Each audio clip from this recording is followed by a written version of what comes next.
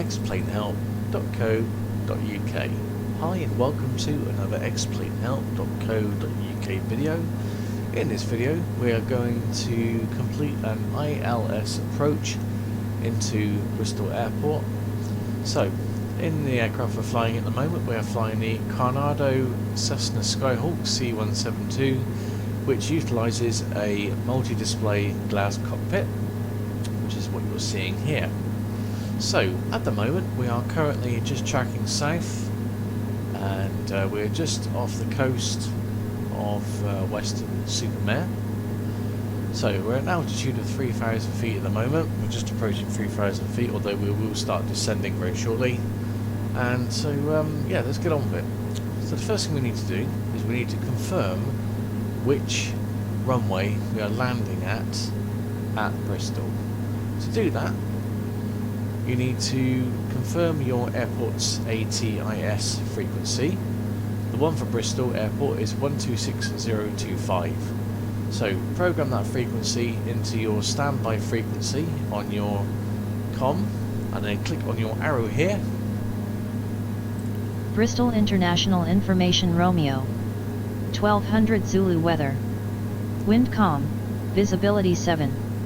Sky clear, temperature 17, dew point -4. Altimeter 2992. Arriving runway 09, departing runway 0. Great stuff. So that's confirmed. The ATIS, the Automatic Terminal Information System, has confirmed that we are landing on runway 09. So what we're going to do now is we are going to make a left turn to the east, and that's going to bring us in onto the coastline of Somerset. So this one is quite an easy one because you have some fairly obvious visual reference points that you can use for your approach to make sure that you're actually going to capture the localizer if you're flying on a day of CAVOC. CAVOC meaning cloud and visibility okay, which means we've got good visibility all around us.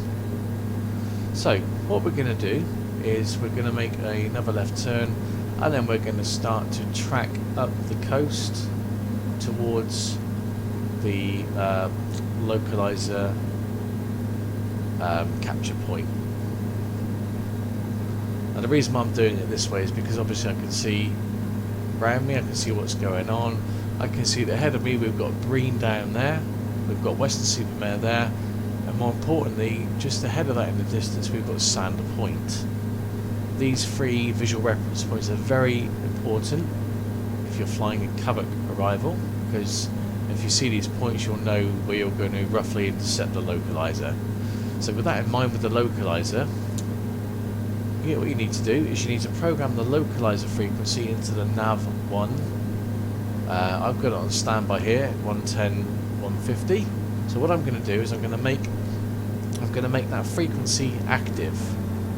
To do that, press the arrow button here. Nav frequency of 110.150 is now activated on here.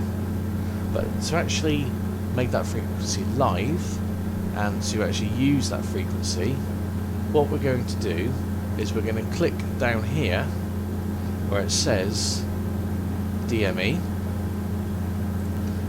Sorry, not DME rather. We're going to click on the CDI button. Click that until it reads localizer 1 or lock 1. So you've got, keep clicking that until you get to lock 1, localizer 1. Next, what we're going to do is we're going to click on the PFD button until DME is displayed. Click DME, and it will now say DME nav1 110.150. So that's telling you that the frequency of 110.150 has been activated, and now you can also see on there that we've got 11. We're actually 11.6 nautical miles away from the ILS. So what we're going to do is, the key to this is giving yourself plenty of time to complete all your manoeuvres, to complete all your preparation. So I'm going to set my altitude down to about going to set to about 1,500 feet. And we've got a rough vertical speed now of minus 300 feet per minute. So now we've done that, what we're now going to do, I'm just going to go over here, and we have our map over here, and this map shows us where we are in relation to the airport, but the airport is just over here. So what we're going to do now is we're now going to start turning to the right in order to start heading towards the airfield. Now, under normal circumstances, what would happen is air traffic control at the arrival airport will actually vector you in towards the ILS capture point. Now, if you look down here, you'll see it says Lock 1, and you'll see you've got these lines here, these green lines. And what I'm going to do is I'm going to continually rotate the heading rotate the heading dial until that line starts to creep across. And what I want to do is I want that line to become centralized, because if that line becomes centralized, it means that we are completely lined up with the center line of the runway. You can check your map over here to see whereabouts we are in relation to the airport, and also what we can do is we can zoom in. So there we are there. If that line is too far to the right, what you need to do is, let's just check this a moment, make sure I've got this right.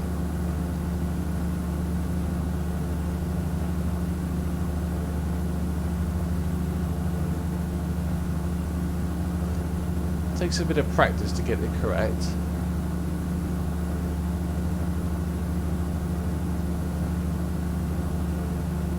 So now we are currently 7.5 miles away from the airfield, and we've made a right turn because the line went too far to the right. So what we're going to do now is we're now going to make a left turn.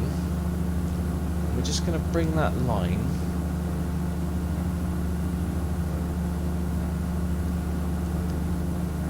just over slightly.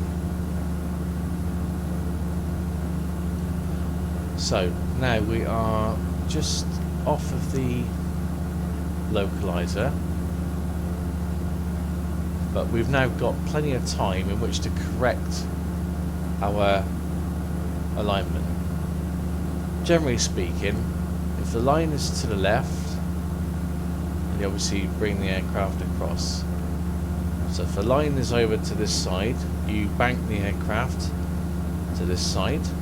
And if the line is the opposite side, you bank the aircraft to the right to bring the line back in. Now also what we're going to do is, if you look here, this is your glide slope indicator. In a moment, there's a little green diamond there, and that green diamond is going to start to fall down here, keep falling down. You need to keep that green diamond right in the center if you can, because if you keep it in the center, that tells you that you've got the correct descent angle. It's about a 3-degree descent. See, at the moment we're just off to the left of the runway. The runway's over here, so what we're going to do is I'm going to correct that by making a right turn slightly. And there we are, the line is starting to come back in. There we go, the line's coming back in nicely. Let's now if you look at the ahead, you'll see the PAPI just ahead. That PAPI is a precision approach path indicator. That's another visual aid. Now according to that at the moment, we are too low. But again, don't worry too much about it. in a moment the glide slope is going to become active. And at the moment we are to the right, we're too far to the right of the runway at the minute. So let's just bring the line back over.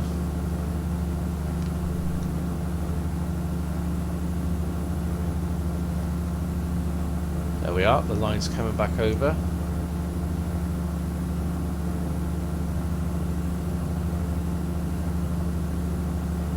There we are. Now what I'm going to do is I'm going to disconnect the autopilot and I'm just going to climb very slightly. Now you see now that the glide slope, that ball there, is now coming down. If we now drop the nose slightly, that will stop that from going any further. Let's turn the heading off. Okay, let's keep the speed down. There we are, look, we're bang on the localizer there. So we've got a correct descent rate because our diamond is bang in the middle, so that's good. Too low, there we are, bring him down. And our localizer is bang in the middle as well, more or less. There he is, look, that's perfect. So diamond in the middle, line is practically centre, just slightly off. And this will be about your decision height, whether or not you were going to go around or not.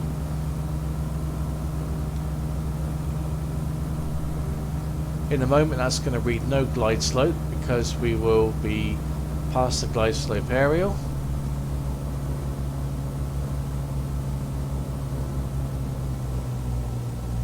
Flare the aircraft.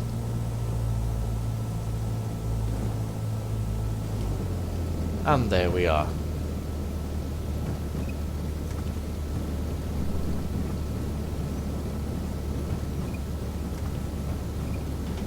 Brakes on just to slow us down.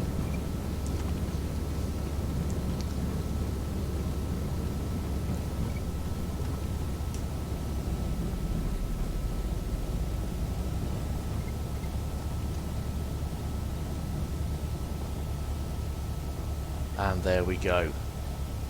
And that was a landing using the basics of the ILS localizer function.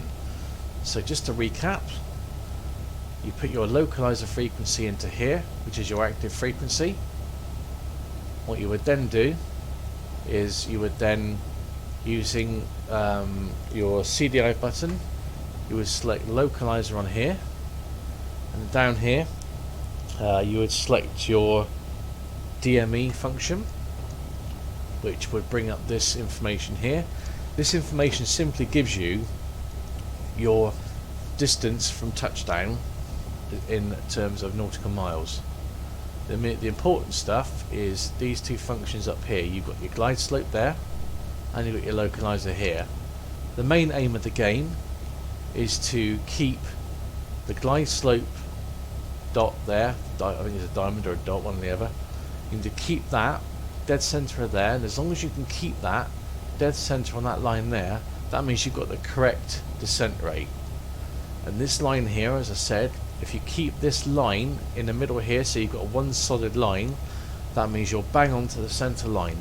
And basically what you're doing is, as you're descending in, you're keeping the center line correct, and you're keeping your descent pitch correct, your glide descent correct. Okay, as long as you keep those correct, you should be able to land, and you should be able to land in cloud or whichever. So I hope you've enjoyed this video. If you would like to know how to use the autopilot, there's a video on that, and there will also be a video coming on about how to use navigation. And what I'll probably do is I'll create a video using all three components. So thank you very much for watching, and have a great day.